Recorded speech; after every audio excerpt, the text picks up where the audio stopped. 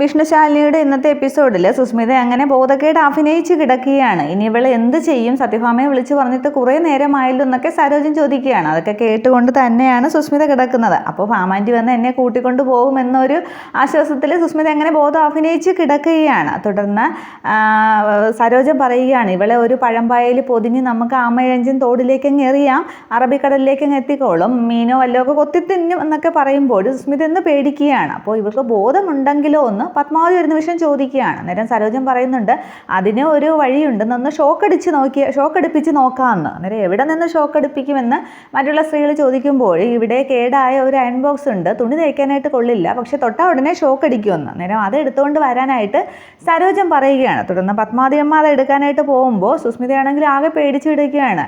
ഇനിയിപ്പോൾ ബോധം വീണതായിട്ട് ചാടി എഴുന്നേൽക്കാനും പറ്റില്ലെങ്കിൽ ഈ തള്ളമാരെല്ലാം കൂടി എന്നെ അടിച്ചു കൊല്ലും, അല്ലെങ്കിൽ എന്നെ തോട്ടിലേക്ക് പൊതിഞ്ഞെറി, ഇനിയിപ്പോൾ എന്താ ചെയ്യുക എന്നും പറഞ്ഞ് സുസ്മിത കിടക്കുകയാണ്. അതേസമയം സരോജമാണെങ്കിൽ വടി കൊണ്ട് 1-2 പ്രാവശ്യം ഒന്നുകൂടിയൊക്കെ അടിക്കുകയാണ്, ബോധം തെളിയുമോ ഇല്ലയോ എന്ന് അറിയാനായിട്ട്.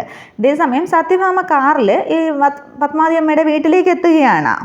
ഇതേസമയം പത്മാവതി അയൺ ബോക്സ് ഉണ്ടോയെന്ന് സരോജത്തിൻ്റെ കയ്യിലേക്ക് കൊടുക്കുകയാണ്. ആ സമയത്ത് തന്നെ സത്യഭാമ അകത്തേക്ക് കയറുകയാണ്. അന്നേരം സത്യഭാമയെ ഇങ്ങനെ അങ്ങനെ കിടക്കുന്നത് കണ്ടിട്ട് സുസ്മിതയെന്ന് വിളിക്കുകയാണ്. അന്നേരം വിളി കേട്ട പാടെ സുസ്മിത അങ്ങ് ചാടി എഴുന്നേൽക്കുകയാണ്. ഭാമ ആൻറ്റി എന്നും പറഞ്ഞ് അങ്ങ് ചാടി എഴുന്നേൽക്കുമ്പോൾ സത്യഭാമ അങ്ങ് അകത്തേക്ക് കയറുന്നുണ്ട്. അന്നേരം സുസ്മിതയാണെങ്കിൽ സത്യഭാമയെ കെട്ടിപ്പിടിച്ചങ്ങ് കരയുകയാണ്. ഇവരെല്ലാം കൂടി എന്നെ ഇവിടെ ഇട്ട് കൊല്ലാൻ നോക്കുകയാണ്, എന്നെ അടിച്ച് ഇഞ്ച പരുവാക്കി, ഞാൻ അടി കൊണ്ട് വേദനിച്ച് ഞാൻ കുറേ കഴിഞ്ഞപ്പോൾ അങ്ങ് ബോധം പോയി, പിന്നെ ഇവരെന്നെ കൊല്ലാൻ നോക്കുവായിരുന്നു, ഷോക്കടിപ്പിച്ച് കൊല്ലാൻ നോക്കി, ഇല്ലെങ്കിൽ ഏതൊക്കെ പുഴയിൽ കൊണ്ട് ചവിട്ടി താക്കും എന്നൊക്കെ പറഞ്ഞു എന്നും പറഞ്ഞ് സുസ്മിത അങ്ങ് തകർത്ത് അഭിനയിക്കുകയാണ് സത്യഭാമയുടെ മുന്നിൽ. അന്നേരം എന്താ ഇവിടെ കാണിക്കുന്നത്, എന്താ എൻ്റെ കുഞ്ഞിനെ എന്താ ചെയ്യാൻ നോക്കിയതെന്നും പറഞ്ഞ് സത്യഭാമ അങ്ങ് ദേഷ്യപ്പെടുകയാണ്. പക്ഷേ സരോജത്തിനാണെങ്കിൽ ഒരു കുലുക്കവും ഇല്ലാതെ നിൽക്കുന്നുണ്ട്. പക്ഷെ പത്മാവതി അല്പം പേടിച്ച് തന്നെയാണ് നിൽക്കുന്നത്. അന്നേരം നിങ്ങളോടല്ലേ ചോദിച്ചത്, എന്താ ഇവിടെ നടക്കുന്നത്, എൻ്റെ കുഞ്ഞിനെ എന്താ ചെയ്തതെന്നൊക്കെ സത്യഭാമ ഒന്നുകൂടി ചോദിക്കുമ്പോൾ സരോജൻ പറയുകയാണ്, അല്ല നിങ്ങളെന്താ പോലീസ് ഏമ്മമാരെ പോലെ ചോദ്യം ചെയ്യണത്,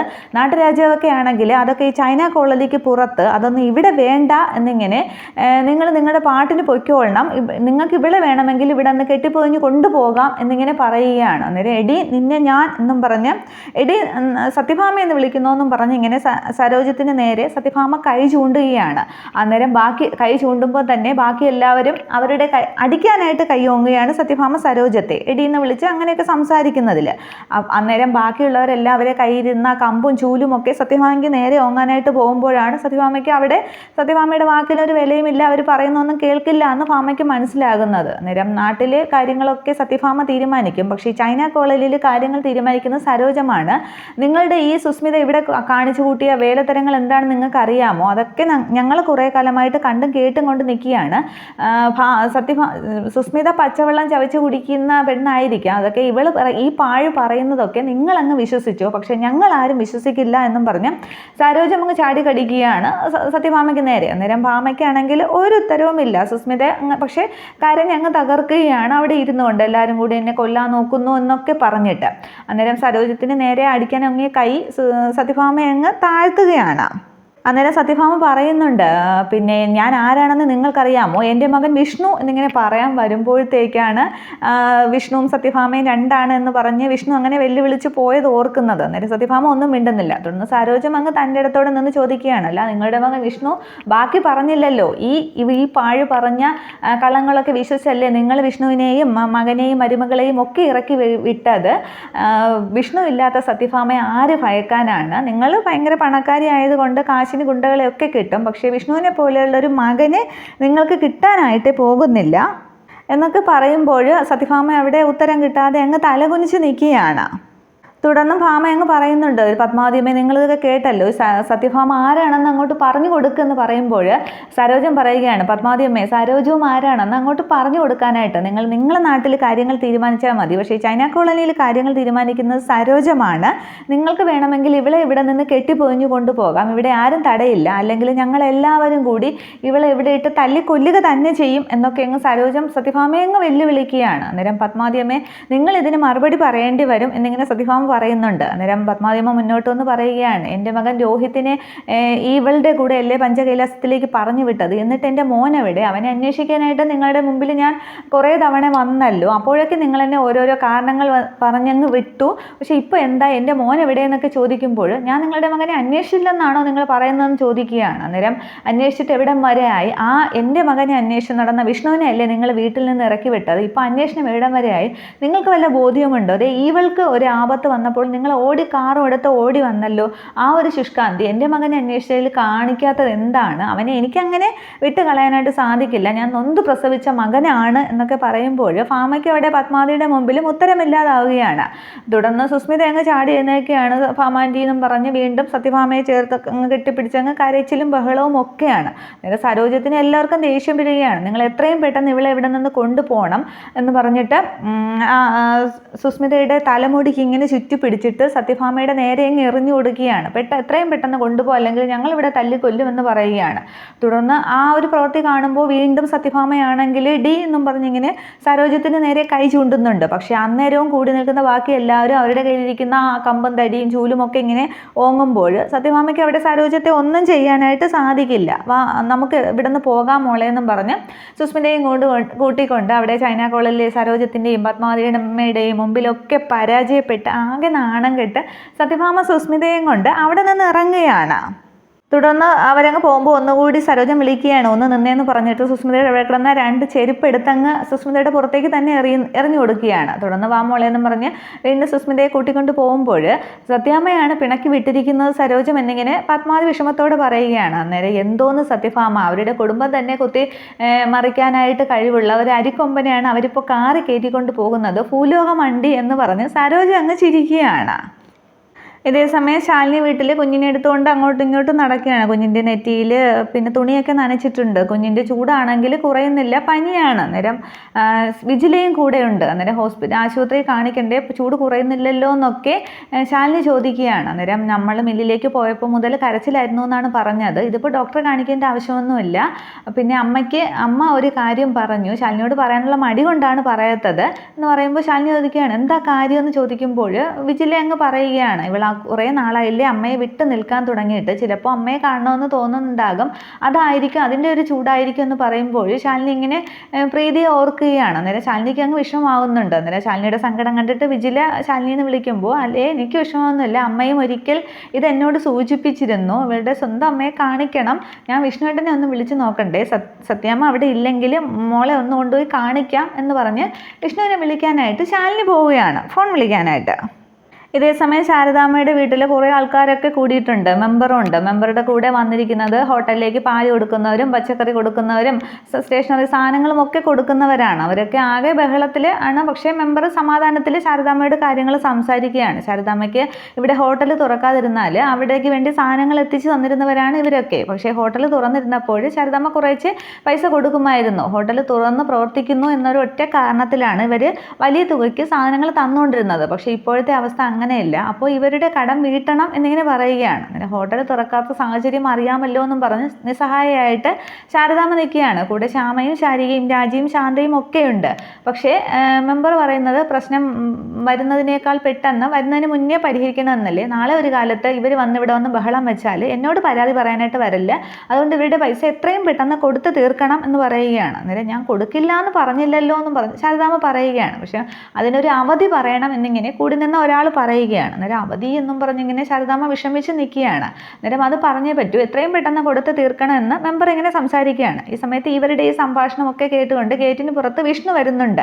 അന്നേരം ആണുങ്ങളില്ലാതെ പെണ്ണുങ്ങൾ മാത്രം താമസിക്കുന്ന വീടാണ്. നാളെ ഒരു പ്രശ്നമുണ്ടായാലും ഇവർ കേസിനോ കൂട്ടത്തിനോ ഒക്കെ പോയാൽ എൻ്റെ അടുത്ത് പരാതിയുമായിട്ട് വരരുത് എന്നിങ്ങനെ പറയുമ്പോൾ വിഷ്ണു പെട്ടെന്ന് പറയുന്നുണ്ട് അതിൻ്റെ ആവശ്യം വരില്ല എന്ന് പറഞ്ഞ് വിഷ്ണു അങ്ങ് അവിടെ മുറ്റത്തേക്ക് വരികയാണ്. അന്നേരം വിഷ്ണു അല്ലോ എന്നും പറഞ്ഞ് മെമ്പർ സംസാരിക്കുകയാണ്. അന്നേരം നമ്മുടെ പൈസ എന്ന് തരും എന്നിങ്ങനെ മറ്റുള്ളവർ ചോദിക്കുമ്പോൾ പറഞ്ഞ അവധിക്കുള്ളിൽ തരും എന്നിങ്ങനെ പറയുകയാണ്. അന്നേരം അതെന്നാണ് എന്ന് ചോദിക്കുമ്പോൾ നാളെ തന്നെ തരും എന്നിങ്ങനെ വിഷ്ണു ഉറപ്പിച്ച് പറയുകയാണ്. അന്നേരം ശാരദാമ്മയും ശ്യാമയും ശാരിയൊക്കെ ഇങ്ങനെ നോക്കി നിൽക്കുകയാണ് വിഷ്ണു അങ്ങനെ പറഞ്ഞതിൽ. അന്നേരം ഉറപ്പല്ലേ എന്ന് കൂടി നിന്ന് ഒരാൾ ചോദിക്കുമ്പോൾ അതിനെന്താ സംശയം, സത്യഭാമയുടെ മകൻ വിഷ്ണു അല്ലേ പറയുന്നതെന്ന് മെമ്പർ ചോദിക്കുകയാണ്. അന്നേരം വിഷ്ണു ഇങ്ങനെ നോക്കിയിട്ട് പറയുന്നുണ്ട് സത്യഭാമയുടെ മകൻ വിഷ്ണു അല്ല, വിഷ്ണു അത്രമാത്രം, നിങ്ങളുടെ കാശ് നാളെ തന്നിരിക്കും, ഉറപ്പാണ് എന്നിങ്ങനെ പറഞ്ഞിട്ടുണ്ട്. അന്നേരം മെമ്പർ ഒന്നുകൂടി വിഷ്ണു മറക്കല്ലേ എന്ന് പറയുമ്പോൾ വിഷ്ണു സമ്മതിക്കുകയാണ്. തുടർന്ന് എല്ലാവരെയും പിരിഞ്ഞു പോകാനായിട്ട് മെമ്പർ പറയുന്നുണ്ട്. തുടർന്ന് എല്ലാവരുമൊക്കെ പോയ ശേഷം ശാരദാമ്മ ചോദിക്കുന്നുണ്ട് വിഷ്ണുവിനോട്, മോനെ നാളെ എങ്ങനെ കൊടുക്കുമെന്ന്. അന്നേരം എനിക്കറിയില്ല, മുന്നിലൊരു വഴിയുമില്ല. പക്ഷെ പണത്തിന് വേണ്ടി ശാരദാമ്മ അവരുടെ മുമ്പിൽ ചൂളുന്ന് കണ്ടപ്പോൾ എനിക്ക് അങ്ങനെ പറയാനാണ് തോന്നിയത്. എൻ്റെ ഭാര്യ ശാലിനിയുടെ അമ്മയല്ലേ ശാരദാമ്മ, എനിക്കങ്ങനെ വിട്ട് കളയാനായിട്ട് പറ്റുമോ? മാനാഭിമാനം മാത്രമേ ഇപ്പോൾ എൻ്റെ കയ്യിൽ ബാക്കിയുള്ളൂ, സത്യഭാമയുടെ മകനല്ല. അതാണ് ഇപ്പോഴത്തെ പ്രശ്നം. ചെറിയ തൊട്ടുപോലും ഇപ്പോൾ ഈ വിഷ്ണുവിന് വലുതാണ് എന്നിങ്ങനെയൊക്കെ പറഞ്ഞ് വിഷ്ണു അങ്ങ് വിഷമിക്കുകയാണ്. തുടർന്ന് ശാരദാമ്മ ചോദിക്കുന്നുണ്ട്, ആ ബാലചന്ദ്രനോട് ഒന്നുകൂടി സംസാരിച്ചെന്ന് പറയുകയാണ്. അവൻ അടുക്കുന്നില്ല എന്നിങ്ങനെ വിഷ്ണു അങ്ങ് വിഷമത്തോടെ പറയുകയാണ്. തുടർന്ന് ഇത്രയും നേരം അതൊക്കെ കേട്ടുകൊണ്ടിരുന്ന ശാന്ത പറയുകയാണ്, അവൻ്റെ ഒന്നും കാല് പിടിക്കാനായിട്ട് പോകണ്ട, എൻ്റെ വീടിൻ്റെ ആധാരമുണ്ട്, 5 സെൻറ്റ് ഉണ്ട്, അത് പണയം വെച്ചാൽ ഈ ഹോട്ടൽ അവരുടെയൊക്കെ പൈസ കൊടുത്ത് തീർക്കാനായിട്ട് കിട്ടും. മാത്രമല്ല ഈ ഹോട്ടലിന് വാങ്ങിച്ച പൈസ ബാലേന്ദ്രൻ്റെ കയ്യിൽ കൊടുക്കാനും കിട്ടും, നമുക്ക് അന്തസ്സായിട്ട് എല്ലാവരുടെയും കടം വീട്ടാം എന്നിങ്ങനെ ശാന്ത അങ്ങ് പറയുകയാണ്. അത് കേട്ട് ശ്യാമയും ശാരികയും ശാരദാമ്മയ്ക്കും ഒക്കെ സന്തോഷമാകുകയാണ്. അപ്പോൾ നിൻ്റെ വീടിൻ്റെ കാര്യമോ എന്നിങ്ങനെ ശാരദാമ്മ വിഷമത്തോടെ വീടിൻ്റെ അവസ്ഥയോ എന്നിങ്ങനെ ചോദിക്കുകയാണ്. അന്നേരം അതെന്നും ബ്ലേഡുകാരുടെ കയ്യിലിരിക്കാനാണ് അവസ്ഥ. ചന്ദ്രേട്ടൻ്റെ ആ ഒരു സ്വഭാവ ദൂഷ്യം കൊണ്ട് ഇതിപ്പോൾ തിരിച്ചെടുത്തിട്ട് ഒരാഴ്ച ആയുള്ളൂ. ഇനിയിപ്പോൾ അത് വീണ്ടും ചന്ദ്രേട്ടൻ കൊണ്ടുപോയി ബ്ലേഡുകാർക്ക് വെക്കും, അതാണെങ്കിൽ കള്ള് ഷാപ്പിലേക്കും പോകും. ഇപ്പോൾ ഇങ്ങനെ ഒരു ആവശ്യത്തിന് എടുത്താൽ അതൊരു നല്ല കാര്യത്തിനല്ലേ, എന്നായാലും നമുക്ക് തിരിച്ചെടുക്കാം എന്നിങ്ങനെ ശാന്ത പറയുമ്പോൾ ശാരദാമ്മയ്ക്ക് അങ്ങ് മനസ്സ് നിറയുകയാണ്. ബാക്കി എല്ലാവർക്കും സന്തോഷമാകുമ്പോഴാണ്. അന്നേരം വിഷ്ണുവിനോട്, മോനെ നീ എന്ത് പറയുന്നു ഇക്കാര്യത്തിൽ എന്ന് ചോദിക്കുകയാണ്. അന്നേരം തൽക്കാലം നമുക്കത് എടുക്കാം, നമ്മൾ തിരിച്ചു കൊടുക്കുമല്ലോ. വിഷ്ണുവിൻ്റെ ശരീരത്തിലെ ഓരോ അവയവം മുറിച്ച് വിറ്റിട്ടായാലും ഈ കുടുംബശ്രീ ഹോട്ടൽ വിഷ്ണു സംരക്ഷിക്കും എന്നിങ്ങനെ ഉറച്ച വിശ്വാസത്തോടു കൂടി വിഷ്ണു പറയുകയാണ്. ഇതേസമയം ശാലിനിയാണെങ്കിൽ കുഞ്ഞിനെയും കൊണ്ട് സത്യഭാമയുടെ വീട്ടിലേക്ക് വരികയാണ്, പ്രീതിയെ കുഞ്ഞിനെ ഒന്ന് കാണിക്കാനായിട്ട്. തുടർന്ന് ഗേറ്റ് തുറന്ന് അകത്തേക്ക് കയറുമ്പോൾ ശാലിനിയാണെങ്കിൽ വിഷ്ണുവിൻ്റെ കൈയും പിടിച്ച് അവിടെ നിന്ന് ഇറങ്ങിയ സംഭവങ്ങളൊക്കെ ഓർത്തുകൊണ്ടാണ് വരുന്നത്. നേരം മുറ്റത്ത് വെച്ച് പിള്ളയെ കാണുകയാണ്. നേരം കുഞ്ഞിനെ പ്രീതി ഒന്ന് കാണിക്കാനായിട്ടാണ് വന്നതെന്ന് പിള്ളയോട് പറയുമ്പോൾ പിള്ളയ്ക്ക് സന്തോഷമാകുകയാണ്. അതെ, പ്രീതി കുഞ്ഞിനും ആഗ്രഹം കാണും സ്വന്തം മോളുടെ ശബ്ദമൊക്കെ ഒന്ന് കേൾക്കാനായിട്ട് എന്ന് പറയുകയാണ്. തുടർന്ന് സുഖം തന്നെയല്ലേ, വിശേഷങ്ങളൊക്കെ പിള്ള ശാലിനിയോട് ചോദിക്കുകയാണ്. അന്നേരം സത്യാമ്മ തിരിച്ചു വന്നില്ലല്ലോ, ഞാൻ അച്ഛനെ വിളിച്ച് അന്വേഷിച്ചിരുന്നു എന്ന് ശാലിനി പറയുകയാണ്. ഇല്ല, തിരിച്ചു വന്നില്ല, എങ്കിൽ ഞാൻ അകത്തേക്ക് കയറട്ടെ എന്നും പറഞ്ഞ് ശാലിനി കുഞ്ഞിനെയും കൊണ്ടങ്ങ് അകത്തേക്ക് കയറുകയാണ്. അന്നേരം പിള്ള വിഷമിക്കുകയാണ്. പ്രസവിച്ച കുഞ്ഞിന് സ്വന്തം അമ്മയെ കാണാനായിട്ട് ഒളിച്ചും പാത്തുമൊക്കെ വരേണ്ടി വരുന്നു, ഓരോരുത്തരുടെ പിടിവാശി എന്ന് പറഞ്ഞ് പിള്ള വിഷമിക്കുന്നുണ്ട്. തുടർന്ന് കുഞ്ഞിനെയും കൊണ്ട് ശാലിനി അങ്ങ് അകത്തേക്ക് കയറുമ്പോൾ രാഘവൻ നായർ കാണുകയാണ്. അന്നേരം കുഞ്ഞിനെ ഇങ്ങ് തന്നേന്നും പറഞ്ഞ് രാഘവൻ നായർ ഫോണൊക്കെ അങ്ങ് മാറ്റി വയ്ക്കുകയാണ്. അന്നേരം കുഞ്ഞിനെ അങ്ങ് സ്നേഹത്തോടു കൂടി അങ്ങ് കൊഞ്ചിക്കുകയും ലാളിക്കുകയും ഒക്കെ രാഘവൻ നായർ ചെയ്യുകയാണ്. തുടർന്ന് ശാലിനി പറയുന്നുണ്ട്, കുഞ്ഞിന് പനിയാണ്, പക്ഷേ മരുന്ന് കൊടുത്തിട്ട് മാറുന്നില്ല. അപ്പോൾ ഞാൻ വിചാരിച്ചു പ്രീതി ഒന്നുകൊണ്ട് കാണിക്കാമെന്ന്, അമ്മയെ വിട്ട് നിൽക്കാൻ തുടങ്ങിയിട്ട് കുറേ ആയില്ലേ എന്നും പറഞ്ഞ് ശാലിനി അത് സങ്കടത്തോടെയാണ് പറയുന്നത്. അന്നേരം അത് നന്നായി മോളെ എന്ന് രാഘവൻ നായർ ഇങ്ങനെ പറഞ്ഞുകൊണ്ടിരിക്കുമ്പോഴാണ്, പക്ഷേ ആ സമയത്ത് തന്നെ മുറ്റത്ത് കാറിൽ സത്യഭാമ വരുന്നുണ്ട്. സത്യഭാമയും സുസ്മിതയും കൂട്ടിയാണ് വരുന്നത്. തുടർന്ന് സത്യഭാമ കാറിൽ നിന്ന് ഇറങ്ങുന്നുണ്ട്, സുസ്മിത കാറിൽ തന്നെ ഇരിക്കുകയാണ്. ഇനിയിപ്പോൾ അകത്തേക്ക് വരുമ്പോൾ ശാലിനിയെ കാണുമോ, അതേ ശാലിനി ഇനിയും മറഞ്ഞു നിൽക്കുമോ എന്നുള്ളതൊക്കെ അടുത്ത എപ്പിസോഡിൽ. എന്തായാലും സുസ്മിത സത്യഭാമയുടെ വീട്ടിലെത്തി കഴിഞ്ഞു. ഇനി വീണ്ടും പഴയതുപോലെയുള്ള പ്രവർത്തനങ്ങൾ തന്നെയാണ്. പക്ഷേ ഇനി സുസ്മിതയ്ക്ക് അധികകാലം ആയുസില്ല. അർജുനും എല്ലാവരും ചേർന്ന് സുസ്മിതയെ പൂട്ടുക തന്നെ ചെയ്യും. പക്ഷേ ഇതിൽ ആദ്യത്തെ ആ സീനിൽ ചൈന കോളനിക്കാർ സത്യഭാമയെ ഒരുപാടിട്ട് ചൂടാക്കുന്നുണ്ട്. അതിൽ ഒരു ഉത്തരവുമില്ല, സത്യഭാമ ചൂളി നിൽക്കുന്നതിൽ ഒരുപാട് ഡയലോഗൊക്കെ ഉണ്ട്. പറഞ്ഞൊന്നും ഇപ്പോൾ കുറേയൊക്കെ മറന്നുപോയി. എല്ലാവരും ടി വിയിൽ കാണണം. Okay, thank you.